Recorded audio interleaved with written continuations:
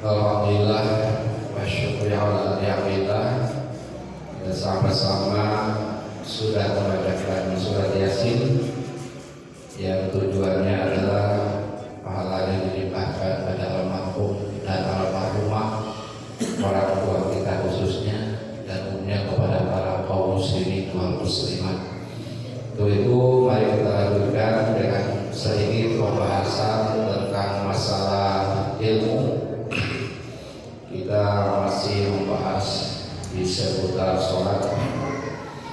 Rasulullah Shallallahu Alaihi Wasallam bersabda, "Miftahul jannati as-sholatu."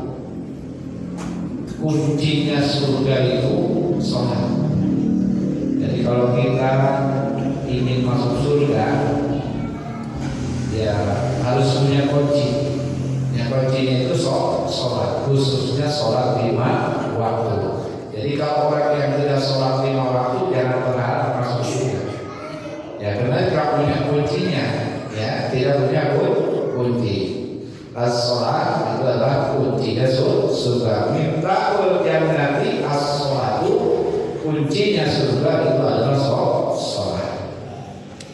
Kemudian Rasulullah Shallallahu Alaihi Wasallam bersabda lagi, "Man farada ala khalqi ba'da tauhid ahabbu ilaihi minas sholat."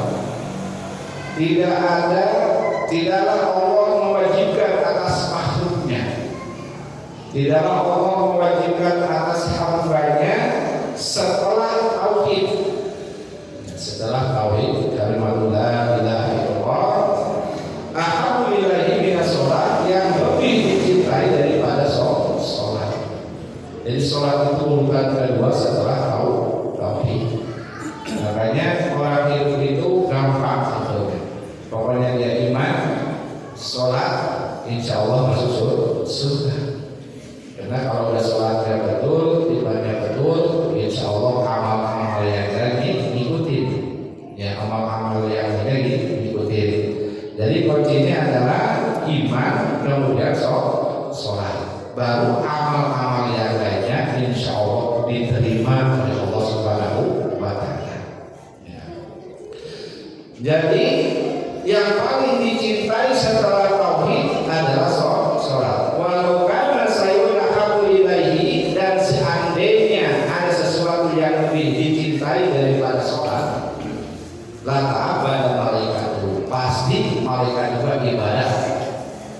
Ya, ibadah kepada yang lebih dicintai setelah tauhid. Sementara yang lebih dicintai adalah sholat, maka malaikat minhum raqiun wa minhum sajidun wa minhum qaimun wa minhum qa'idun, maka para malaikat sebagian ada yang ruku terus, ada yang sujud terus, ada yang berdiri terus, ada yang duduk terus. Jadi malaikat itu kalau diperintah oleh Allah sujud dari mulai diciptakan sampai yaumul kiamat. Ya, tidak pernah ingkar malaikat. Kalau udah sujud. Ya, makanya ketika disuruh sujud dari mulai dia diciptakan sampai nanti hari kiamat. Nah, pernah bangun dari sujudnya itu ketika Rasulullah SAW Isra Mi'raj, naik ke langit, Rasulullah lewat, dia duduk dulu sebentar. Nah, setelah Rasulullah lewat, dia sujud lagi. Maka sholat sujud dalam sholat dilakukan dua kali. Ya, jadi malaikat disuruh sholat dari mulai diciptakan, tidak bangun ketika Rasulullah lewat melakukan Isra Mi'raj. Setelah lewat dia sujud lagi, maka diabadikan dalam sholat sujud 2 kali, duduknya 1 kali. Yeah. Kemudian ada sebagian malaikat kalau disuruh Allah ruku terus dari mulai dia diciptakan sampai hari kiamat. Ya, ruku terus. Ada lagi sebagian yang berdiri terus. Ada lagi sebagian yang duduk terus. Ya, tergantung Allah yang menugaskan itu.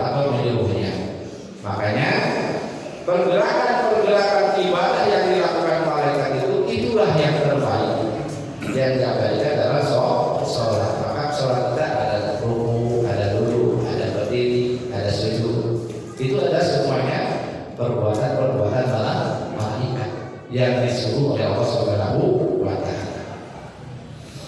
Para hadirin kaum muslimin rahimahullah, Rasulullah SAW menyebarkan syahadat di Mekah itu 12 tahun. Jadi selama 12 tahun itu belum ada sholat tabu, ya, belum ada sholat tabu. Yang ada adalah sholat sunnah, itu pun hanya sekali sehari dilakukan oleh Rasulullah SAW. Rasul, kemudian Abu Bakar Siddiq, Umar, Utsman, Ali, semuanya tidak sholat. Paling sholat sunnah, itu pun sehari sekali. Kenapa? Belum ada kewajiban selama 12 tahun. Jadi pada waktu itu orang yang masuk Islam, ya, yang penting dia sebagaimana yang didakwahkan oleh Rasulullah adalah supaya benar kalimat la ilaha illallah Muhammadan Rasulullah. Dia bersyahadat, kemudian dia meninggal, wafat, masuk surga. Kenapa? Belum ada kewajiban sholat. Nah, setelah Rasulullah SAW melaksanakan Isra wal Mi'raj, baru mendapatkan perintah sholat 5 waktu. Itu pun sholatnya sembunyi-sembunyi, ya, karena ancaman dari kafir Quraisy. Nah, setelah hijrah ke Madinah, baru ada syariat sholat berjamaah. Setelah hijrah ke Madinah, jadi selama 12 tahun di Mekah, Rasulullah hanya dakwah mendengarkan kalimat la ilaha illallah Muhammadan Rasulullah. Nah, setelah pelaksanaan Isra Mi'raj, baru ada perintah sholat yang 5 waktu. Nah, itu pun dilakukan ketika di Mekah sembunyi-sembunyi. Nah, setelah itu baru hijrah ke Madinah, baru ada syariat sholat berjamaah, artinya sholat terang-terangan. Ya. Para hadirin kaum muslimin rahimahullah, man taraka sholatan muta'ammidan, Rasulullah bersabda, man taraka sholatan muta'ammidan faqad kafara. Barang siapa yang meninggalkan sholat muta'ammidan dengan sengaja, meninggalkan sholatnya dengan sengaja, faqad kafara, maka dia telah kafir, ya, telah kafir, kata Rasulullah SAW. Dan para sahabat tidak mentakwilkan hadis ini, pokoknya tidak sholat kafir, tidak sholat kafir. Para sahabat, kemudian Imam Hambali, ya, dan sahabat-sahabat yang lain. Sementara Imam Syafi'i, Imam Maliki, dan Imam Hanafi hadis itu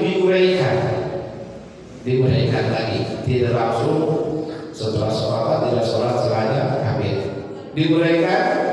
Nah, kalau tidak sholat itu karena malas, nah itu namanya kufur nikmat menurut Imam Syafi'i, Hanafi, dan Maliki. Jadi kufur nikmat. Nah, kalau tidak sholat karena ingkar, menentang perintah Allah, nah itu kufur kafir. Jadi murtad, ya, murtad. Artinya darahnya tidak dinilai lagi oleh Allah Subhanahu wa taala. Tidak ada harganya di hadapan Allah Subhanahu wa taala. Tapi kedua-duanya itu baik yang kufur nikmat atau yang ingkar, dua-duanya boleh dibunuh oleh pemerintah Islam, ya. Nah, setelah dia disuruh tobat, kemudian dia tidak mau tobat. Jadi kalau pemerintah Islam, misalkan nih orang tidak sholat zuhur sampai asar, sampai maghrib dia belum sholat zuhur, ya, maka dipanggil oleh pemerintah Islam, polisi Islam di situ. Nah, di situ disuruh tobat, ya, disuruh tobat. Kalau dia tidak mau tobat juga, menentang juga, baru dibunuh. Tapi yang bunuhnya pemerintah, bukan masyarakat, ya, bukan masyarakat. Nah, tujuannya apa? Tujuannya itu bukan berarti kejam. Kenapa harus dibunuh? Karena mendatangkan bencana kepada yang lainnya.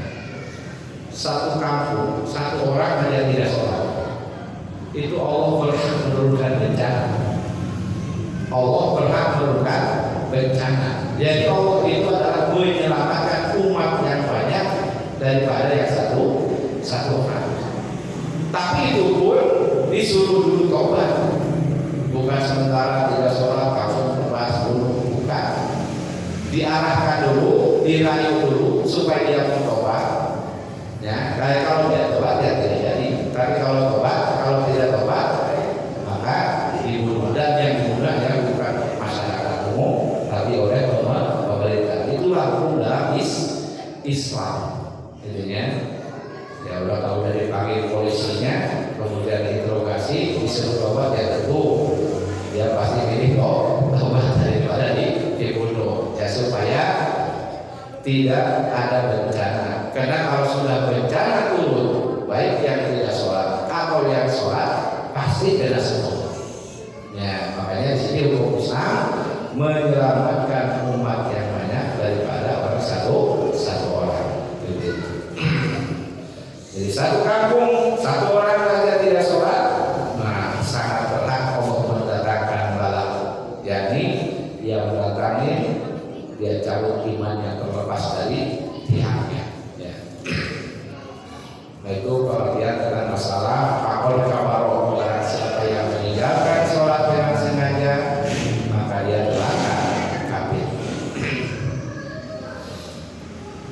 Jadi mantaroka sholat bagi al-Nabi Sallallahu Alaihi Wasallam bukan hanya kafir, tapi juga dia tidak mendapatkan tanggungan dari Rasulullah Sallallahu Alaihi Wasallam.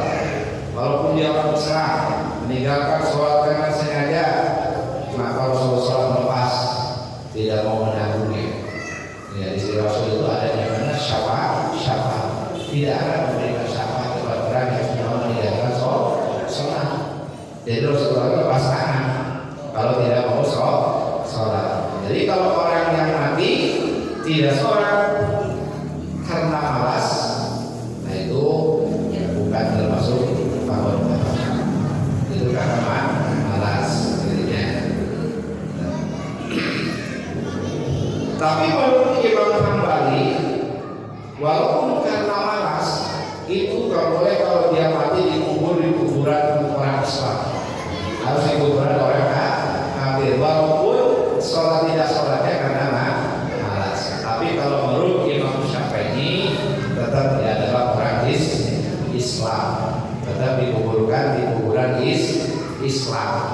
Intinya karena dia meninggal sholat itu bukan menentang perintah Allah Subhanahu Wa Taala, tapi karena malas.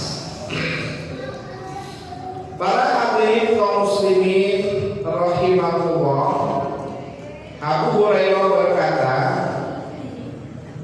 barang siapa yang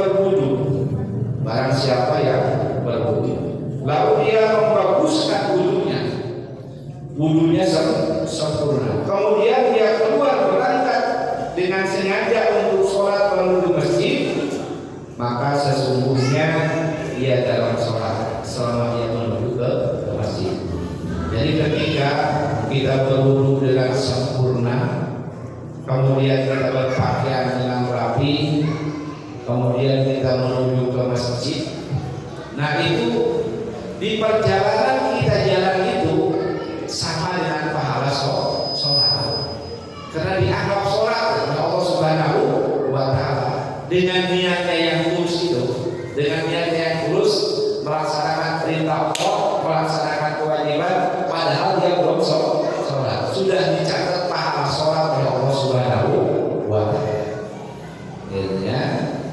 Dan sesungguhnya dicatat baginya dengan salah satu langkah yang pertama adalah kebaikan, dan langkah kaki yang kedua adalah menebus kesalahan.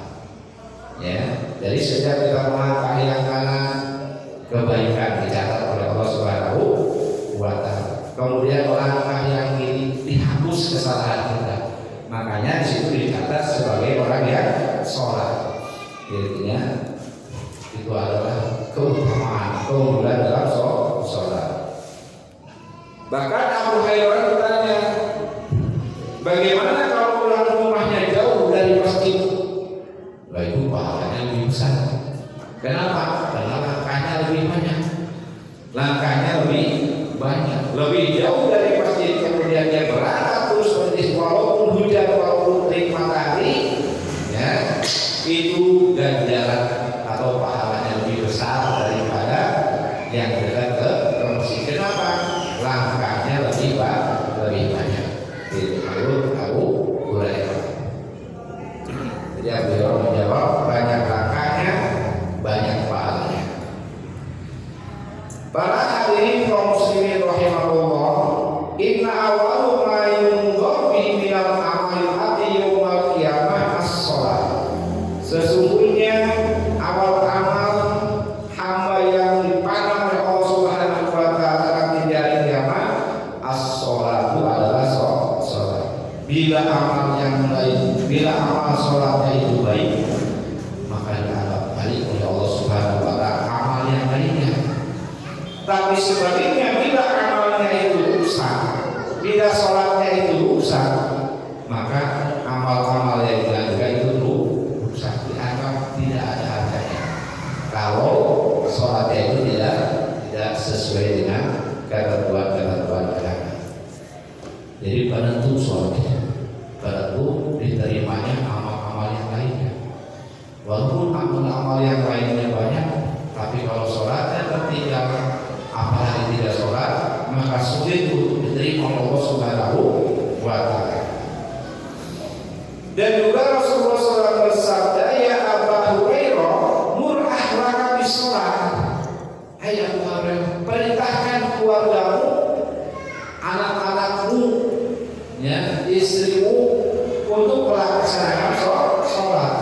Fa'inna Allah yatika birizqi min haitsu la yahtasib, maka sesungguhnya Allah akan mendatangkan rezeki bagimu dari sisi yang tidak kamu sangka-sangka.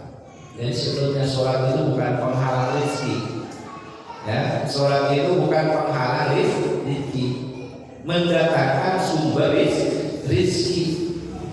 Itu sholat, intinya. Tapi jangan bawa karena sholat kapan usahanya, kapan cari uangnya, intinya. Padahal Allah berjanji akan mendatangkan rezeki yang dia tidak sangka. Ya, jadi sebagian itu bagi amal-amal hamba Allah yang beramal soleh, bukan hanya pahala nanti di akhirat, tapi di dunia pun sudah dikirim oleh Allah Subhanahu wa taala. Allah jadi sholat itu bukan penghalang rezeki, tapi sumber mendatangkan rezeki. Para hadirin kaum muslimin rahimahullah, sebagaimana para ulama berkata, perumpamaan orang yang sholat itu seperti pedagang, ya, pedagang yang tidak memperoleh keuntungan. Artinya sholat itu modal, ya, artinya sholat itu modal.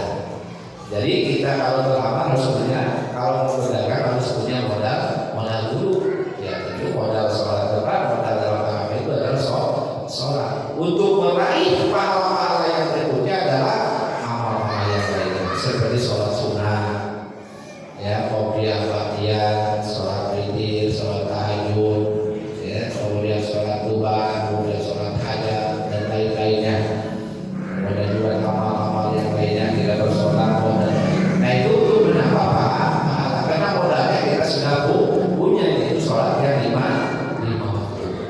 Itu diinformasikan oleh para ulama itu, ibarat sholat itu adalah orang yang tidak memperoleh keuntungan, hanya kembali modal. Jadi modalnya itu adalah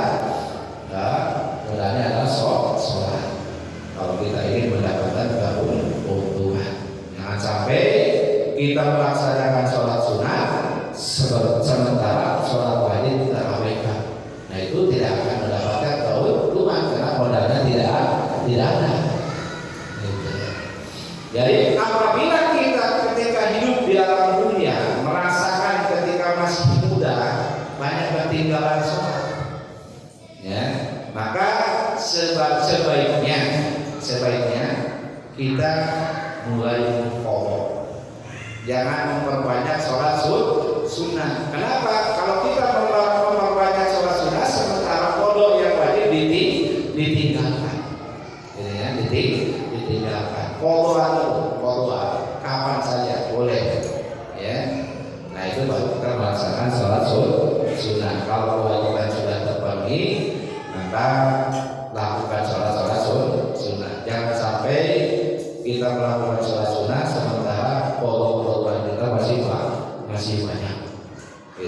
Artinya apa? Mendahulukan sunnah, mengakhirkan qadha. Dan Abu Bakar Siddiq mengatakan, apabila datang sholat maka berilah kamu kepada api yang telah kamu nyalakan, lalu kamu padamkan api itu. Artinya, ya, untuk memadamkan kemarahan Allah itu adalah sholat.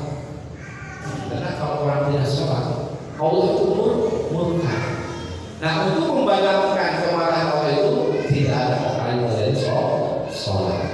Jadi yang perlu kita perhatikan yang pertama iman kepada Allah Subhanahu wa Ta'ala. Kemudian kita sholat. Nah, setelah sholat itu baru kita amal-amal yang lainnya. Jadi kuncinya adalah apapun yang kita kerjakan karena Allah, yang penting setelah iman dan sholat. Itu kunci hidup adalah setelah iman dan sholat baru kita beramal yang lainnya. Insya Allah kita akan menjadi ahli surganya Allah Subhanahu wa Ta'ala. Nah, itu penjelasan tentang masalah sholat, karena tidak akan habis-habisnya kalau kita bahas tentang sholat.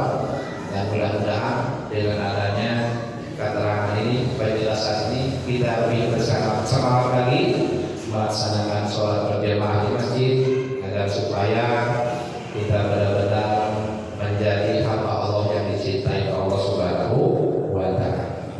Sallallahu ala Muhammad, sallallahu alaihi wasallam, sallallahu